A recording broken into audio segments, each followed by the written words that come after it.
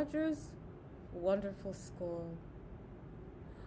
Miss Rogers and I are so happy that you're with us today. Oh, hello and welcome to Miss Rogers Wonderful School. Nurse Doll and I are so happy that you've come to see us today and spend some time at the wonderful school. Oh, isn't that right, Nurse? Wow. Can you see spring? Can you see the grass growing?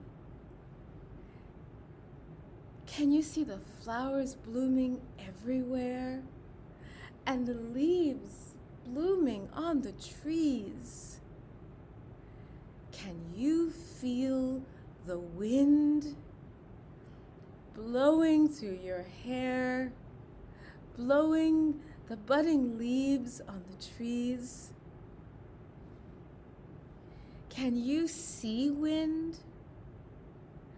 We can't always see wind, can we?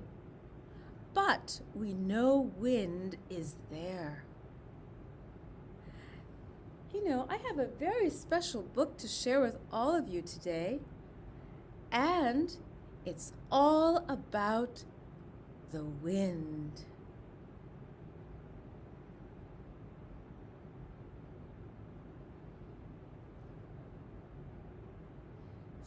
Feel the Wind, written and illustrated by Arthur Dorros.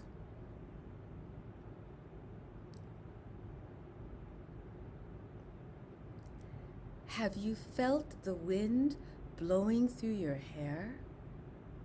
Wind is moving air. Air is what we breathe.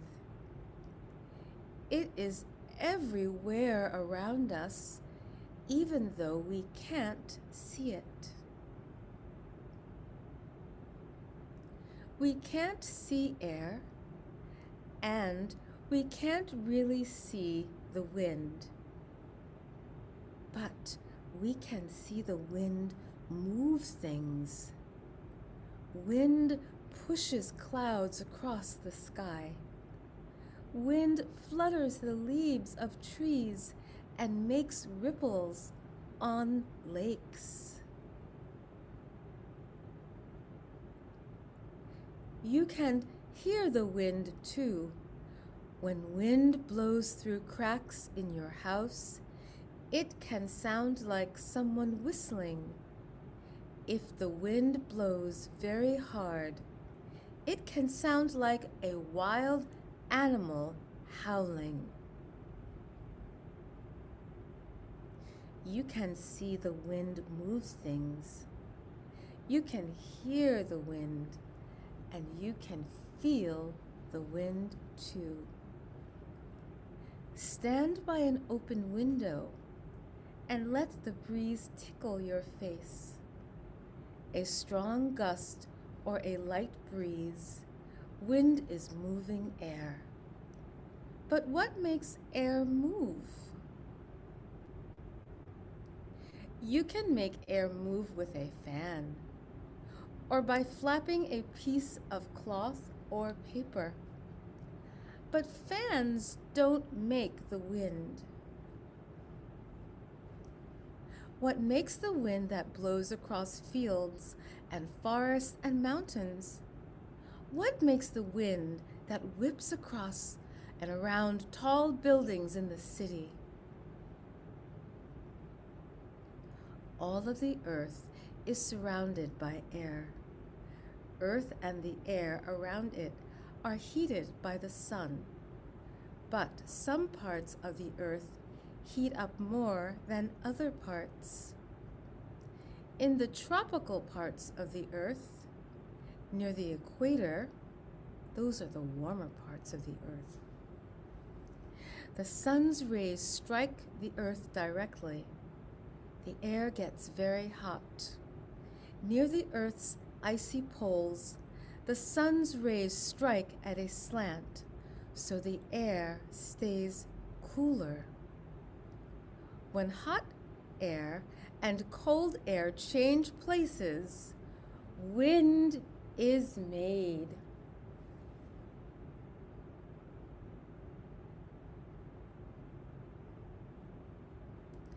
Hot air is lighter than cold air, so hot air rises. People discovered this a long time ago and used hot air to make balloons float. The heated air in the balloons was lighter than the cooler air outside.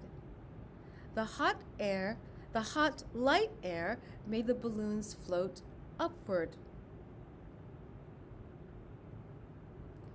When heated air over the earth rises, cooler, heavier air rushes in to take its place.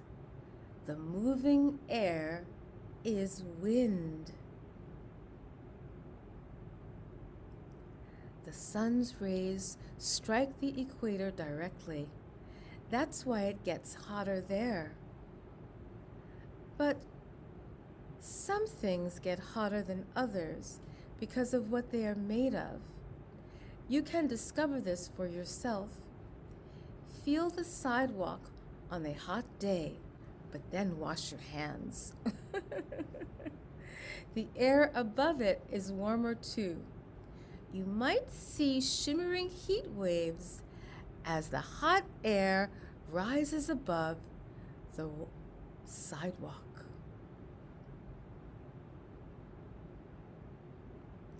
Like the sidewalk and grass, land and water heat up differently too. On sunny summer days, the land gets warmer than the water. The air over the land also gets warmer. The warm air rises and cool winds blow in from the sea. Some winds blow gently, others blow fast. You can see how fast the winds are blowing by watching how things around you move. A gentle wind makes leaves dance. A stronger wind might flap clothes on a line. A very strong wind can make even heavy trees bend and sway. Storms like hurricanes bring the strongest winds of all. Storm winds may blow very fast, more than 100 miles an hour. That's about twice as fast as cars go on the highway. These winds are strong enough to knock trees down. You can see how strong the wind is by doing an experiment. With a bicycle, stand so the wind is blowing in your face.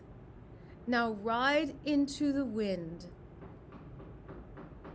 Feel how hard it is to pedal.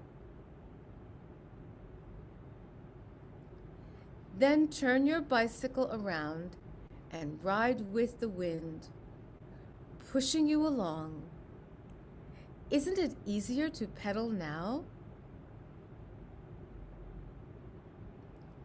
The wind can carry your kite toward the clouds or lift a glider. Some birds can soar on the wind.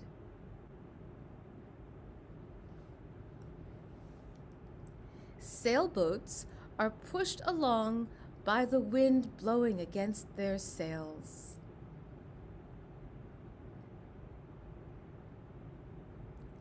People have used the power of moving air for thousands of years.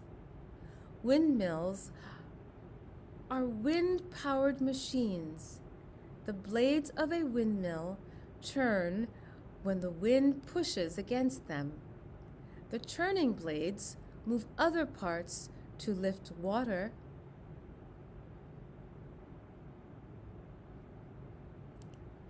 Grind grain, saw wood, or make electricity. Wind brings changes in the weather. Rainstorms blow in with the wind and out again as the wind pushes the clouds along. Weather forecasters want to know where the wind is coming from, so they can see what weather will be blown in with it. We name winds according to the direction they come from. A west wind blows from the west. There are east winds, north winds, and south winds. The cold air will be moving in with winds from the northwest. It will bring some rain showers, says the weather forecaster. In some parts of the world, people have given special names to the wind that blows there. A Chinook is a wind that blows from the Rocky Mountains of the United States. A Chinook is so warm that in winter it can melt deep snow in just a few hours. A Sirocco is a hot, dry wind that blows from northern Africa. Wind is moving air. All around us, the wind is at work. It carries the seeds of plants to new places where they can take root and grow. But powerful winds can also carry away the soil plants need. Wind can even change the strongest rocks. Bits of sand that the wind carries pounds at the rocks and wear them away. The wearing away is called erosion. Some wind-eroded rocks have strange shapes. Trees are shaped by the wind, and so are sand dunes. The wind blows gently. The wind blows strong. See it, hear it, feel the wind.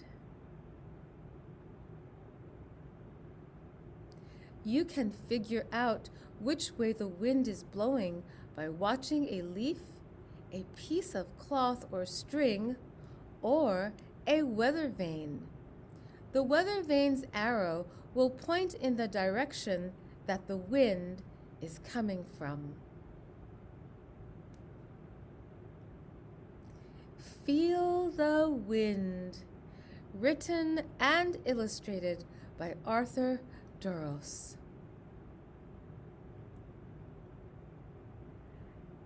I learned some new things about the wind today. How about all of you? Maybe when you go outside with your grown-ups, your caregivers, or your siblings, you can ask questions about the wind. You can do experiments for yourself just by standing still, facing the wind, or just walking into the wind. I'm sure you've all had occasions where it was very difficult to walk into the wind. But the wind is certainly a friend from nature. But like all things in nature, and especially nowadays, with climate change, we can get a little bit too much wind and have very fierce storms, but that's another story, which I've read to you before. If you go to Miss Rogers, the Wonderful School channel, you can see that I do have, I read a story about different weather patterns and different storm patterns. And these storms are often exacerbated or accelerated by and with wind. But it certainly is wonderful to feel cool air blowing across our faces and through our hair. on a very warm day. And speaking of days, what day is it today? Do you sense that something is different today? What's different about today? She's thinking. Well, we are coming to you from the wonderful school today, and today is not Friday. Let's get our circular calendar and see what day it is.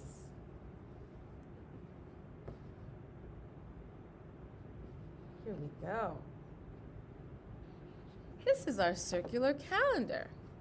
We made this over a year ago. So let's see. We're going to align everything up using our pointer, right? So today is April 29th, and let's find April, January, February, March, and April. April, you see? April. And today is Thursday. It's Thursday, April 29. And tomorrow will be, see, our pointer is covering the 29, and tomorrow will be April 30. The 30th of April, and tomorrow will be the last day in April, and when we come back to you next week, we'll be in the month of March. I'm sorry, not March, May. It's March, April, May. And do you know that wonderful rhyme I learned when I was a little girl? April showers bring May flowers. So we all can look forward to many more flowers blooming in the month of May, because spring will spring even more abundantly in the month of May, and the temperatures will continue to rise and get a little warmer and a little warmer and a little more warmer, and before we know it, it will be summer. And when we get to summer, we might take a few field trips with Miss Rogers and the wonderful school. More about that another time. Oh, you know what? Why don't we take a look at Word of the Day? It's Word of the Day time. Yes. Excuse us.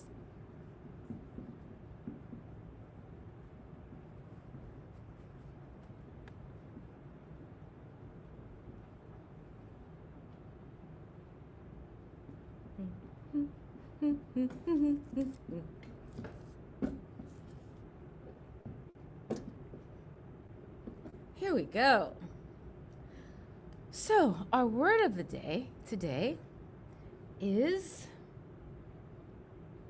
what we call, well, let's just begin with our first letter, the letter N. N. The next letter, E. E. Our next letter, the letter I. Ne. Ne. E. Ne. N-E-I. G. So we see that we already have two vowels because our vowels are in red. G. Ne. H. Ne. Nay. Which animal says nay?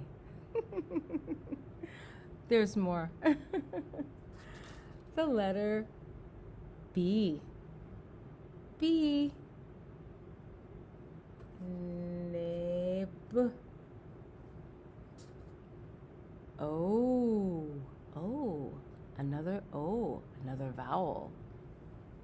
O. R. For Miss Rogers.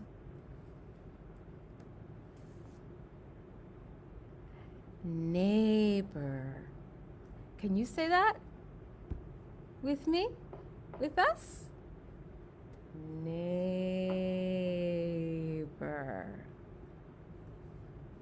Neighbor. And who is a neighbor? What is a neighbor? Who is your neighbor? A neighbor is a person who lives next door to us or across the street from us. And yeah, sometimes you can be friends with your neighbors, or sometimes you don't have to be friends, but you look out for each other. You might ask a neighbor if they have an extra pencil. You might even have a neighbor. You might refer to the person sitting next to you in your classroom as your neighbor in your classroom. And you might ask your classroom neighbor, "Oh, could I borrow your crayon? I love that color. I'll give it right back." Yeah. So, in our next story, our protagonist, or the main character in the story, is about to go on an adventure with their very good friend. And as they're about to leave, their neighbor sees them. And guess what happens? Well, we'll see as we read It's a Secret by John Birmingham.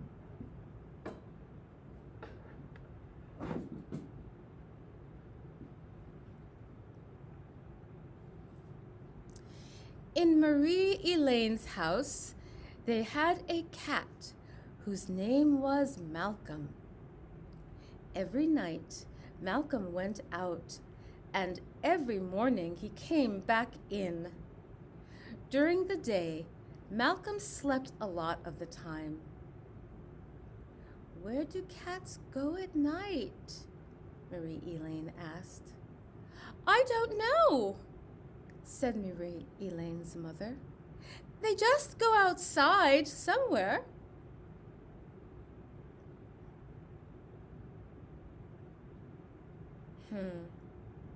One evening in the summer, Marie Elaine came down to the kitchen to get a cold drink from the fridge. There, by the cat door, was Malcolm the cat, and he was all dressed up in fancy clothes and a hat.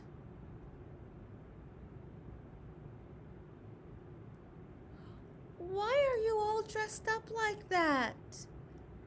And where are you going?" asked Marie Elaine. "I'm going to a party," said Malcolm, "but I can't say where because it's a secret." "Oh, please let me come with you. I'll keep your secret. Please let me come," said Marie Elaine. Malcolm thought for a moment and then said, "All right, but you can't come like that. You'll have to put on something that's right for a party."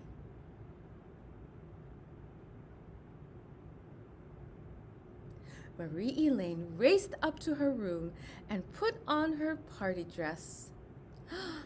Oh, that's all right, I suppose, said Malcolm. But you'll have to get small.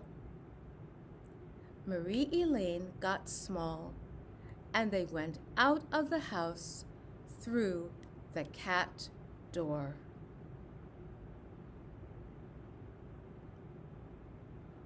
Now, little Norman Kowalski was not asleep. He was looking out the window and saw Marie Elaine and Malcolm. "I see you," said Norman. "Where are you going? And why are you so small?" "We're going to a party, and anyway, it's a secret," said Marie Elaine. "Let me come," said Norman, "or I'll tell." "Oh, all right then," said Malcolm. "But you must hurry. The party is starting soon, and we have to get past the dogs."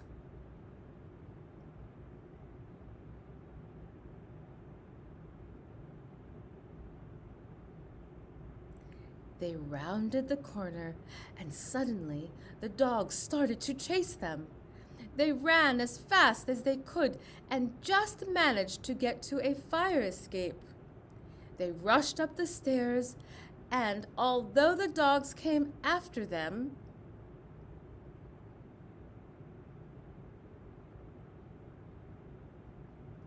Malcolm knew a way where the dogs wouldn't follow.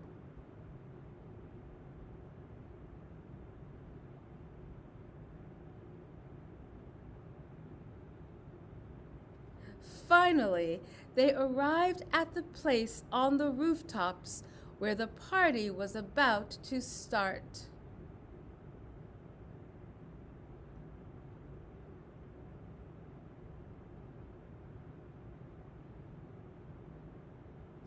There were lots and lots of cats, and some had come from a long way away. The cats were very friendly to Marie Elaine and Norman. They danced with them and let them join in their party games. Suddenly, all the cats became quiet. All you could hear was them whispering, "She's coming, she's coming."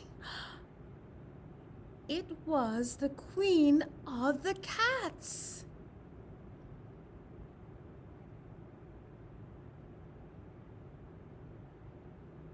Then they had a delicious midnight feast.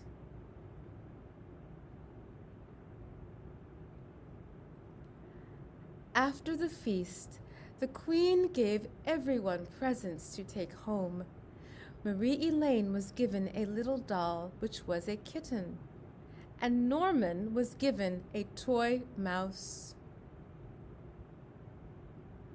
Suddenly, the Queen said, "Oh, look at the time!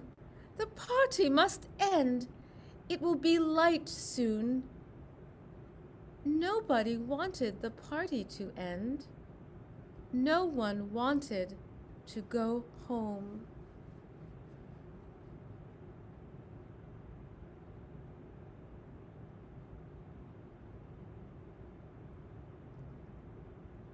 But the cats all waved goodbye and set off in different directions.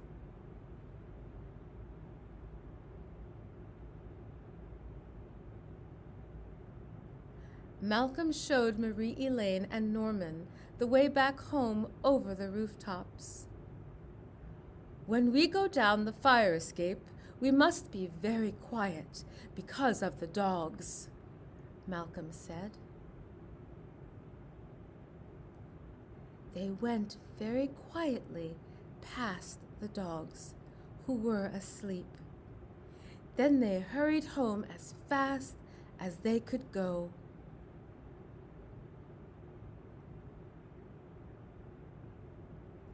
When Marie Elaine got back to her house, she was very tired and fell asleep on the sofa. In the morning, her mother was surprised to see her downstairs.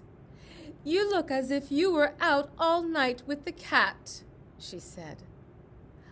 "I was," said Marie Elaine. "And now I know where he goes at night. But I can't tell you because it's a secret."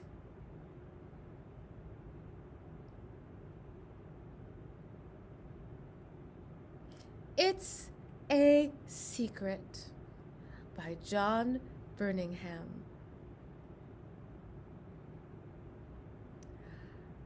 You know, that is one of the most enchanting stories in the children's literature canon, and written by John Birmingham. And the last time you came to the wonderful school, I read another book by Mr. Birmingham, Mr. Gumpy's Outing. So when you're in school and you read more than one book by the same author, we call that an author study. And we can look at the similarities between the two books, similarities in the way the author decided to, author-illustrator, in this case, Mr. Birmingham does both. He writes the story and he makes the pictures. So you can see the similarities in the illustrations. And we know that he likes to have a combination of animals and humans. And we see the relationship between animals and humans in his stories. So, yeah. So I hope you enjoyed reading the story today by Mr. Birmingham, and perhaps you will go out on your own and look for additional stories by John Birmingham and continue your author studies. And on your own, you can also look for more than one story, or actually go to Miss Rogers' Wonderful School channel, and you'll see that I do have multiple stories by the same authors, and you can go back and look at them and just explore them and look for themes that are similar. Look for the similarities in the illustrations and the story and the types of characters. And then you can have your own author study with your friends at home or you and your family, right? Wow, so, it's time for, what time is it? What time is it? What time is it? What time is it? It is our classic Story Corner time. And we are still reading from the chapter book, The World is Round by Gertrude Stein, illustrated by Clement Hurd. Today we will be reading chapter 26. Rose does something. So, Rose did not sing, but she had to do something. And what she did do well, she began to smile. She was climbing, all the while climbing, not like on a stair, but climbing a little higher everywhere. And then she saw a lovely tree, and she thought, yes, it is round, but all around I am going to cut. Rose is a rose is a rose, and so it is there, and not anywhere can I hear anything which will give me a scare. And then she thought she would cut it higher. She would stand on her blue chair, and as high as she could reach, she would cut it there. So she took out her penknife. She did not have a glass pen. She did not have a feather from a hen. She did not have any ink. she had nothing pink. She would just stand on her chair and around. Even if there was a very little sound, she would carve on the tree, "Rose is a rose, is a rose, is a rose," until it went all the way round. Suppose she said it would not go around, but she knew it would go around. So she began. She put the chair there. She climbed on the chair. It was her blue chair, but it excited her so, not the chair, but the penknife, and putting her name there, that she several times almost fell off the chair. It is not easy to carve a name on a tree, particularly, oh yes, particularly if the letters are round like R and O and S and E. It is not easy. And Rose forgot the dawn, forgot the rosy dawn, forgot the sun, forgot she was the only one, and all alone there she had to carve and carve with care the corners of the O's and R's and S's and E's in a rose is a rose is a rose is a rose. Well, first she did one, and then the penknife seemed not to cut so well, so she thought she would find a shell or a stone, and if she rubbed her knife hard on it until it shone, it would cut again, just as it did before the knife began to groan. So she had to climb up and down on the chair, and she had to find a stone, and she had to go on, and at last, well, it was still dawn. Was there a sun? Well, anyway, at last it was more than begun. It was almost done. And she was cutting in the last rose, and just then, her eyes went on, and they were round with wonder and alarm, and her mouth was round, and she had almost burst into a song because she saw on another tree over there that someone had been there and had carved a name, and the name, dear me, the name was the same. It was Rose, and under Rose was Willie, and under Willie was Billy. It made Rose feel very funny. It really did.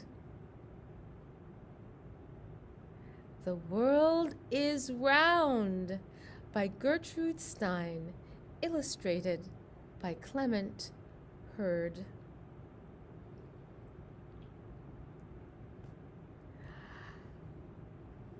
That story just keeps getting better and better.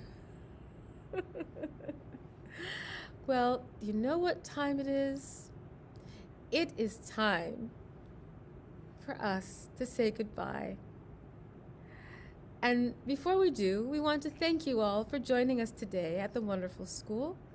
We hope you have a wonderful afternoon and an even more wonderful tomorrow. See you next week.